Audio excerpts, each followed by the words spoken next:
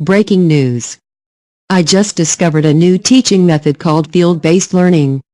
It extends the walls of the classroom by the students learning from direct experience such as internships, service learning, practicum, and experiential learning.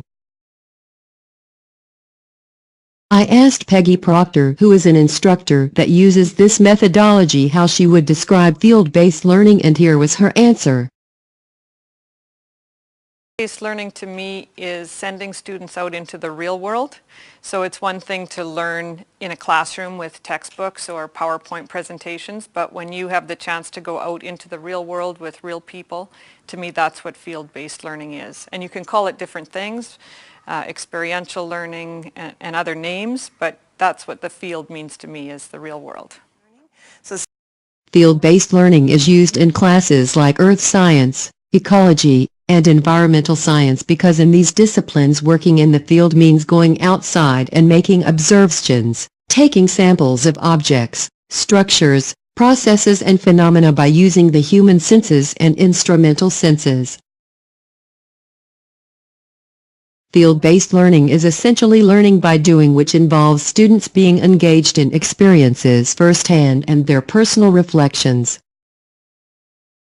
The teacher's role is to help guide the students and answer any questions that they may have. The student's role is to be hands-on and use different skills to complete their projects. Field-based inquiry brings students into direct experiential contact with the raw materials of nature. The features of interest include rock formations, soil, weather, plants, animals, landforms, bodies of water, the interrelations among these, and the processes by which they change through time or vary across space either naturally or due to anthropogenic influences. The goal of field-based learning is for students to apply practical, research or workplace skills.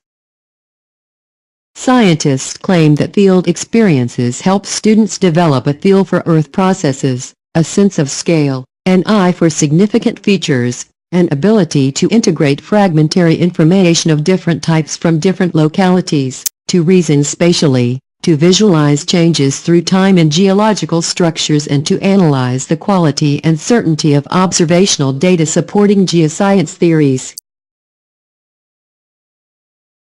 Field-based learning differs from instruction that simply occurs in the field in two distinctive ways.